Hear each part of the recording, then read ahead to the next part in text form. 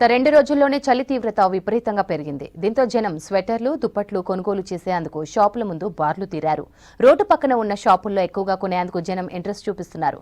గతంలో market demand కంటే ఎక్కువగా రేట్లు ఉన్నట్లు తెలిపారు కొనుగోలుదారులు. షాపుల దగ్గరకు ఫ్యామిలీతో వచ్చి ఇంటిళ్లపాది కోసం స్వెటర్లు, దుప్పట్లు కొనుక్కొని వెళ్తున్నారు. పెరిగిన చలితో తమకు గిరాకీ బాగా పెరిగినట్లు చెప్తున్నారు షాపుల నిర్వాహకులు. अभी 5-6 दिन पहले से तो इतना अच्छा धंधा नहीं था। 5-6 दिन से अच्छा ही चल रहा है। ठंडी गिर रही है बढ़िया, और इससे ज्यादा ठंडी गिरेगी तो बढ़िया, भगवान की वजह से और अच्छा होगा। क्या क्या मिलता है इधर? स्वेटर से लेकर टोपी से लेकर हैंड ग्लव से लेकर सब कुछ मिलेगा। बड़े स्वेटर, ब्लैंकेट, बच्चों बड़ों सबको मिलेगा। स्कूल के लिए होना हो तो स्कूल के लिए भी मिलेगा। Navy blue sweater, maroon colour का कलेक्शन तो सर अभी 5 दिन से अच्छा ही हो रहा है। पहले तो 5,000 तक का भी नहीं होता था, अभी तो अच्छा 25,000 तक होता है। दिन का 150-200 पीस बिक जाता है। అందుకే స్వెటర్స్ కోసం వచ్చిన పిల్లలు తట్టుకోలేకపోతున్నారు చలి.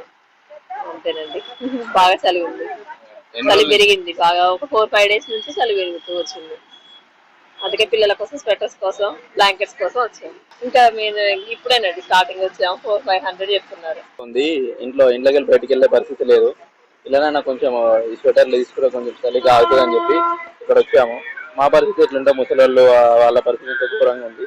చిన్నపిల్లలు అయితే అసలు బయటికి వెళ్ళకుండా మేము ఈ స్వెటర్, అది క్యాప్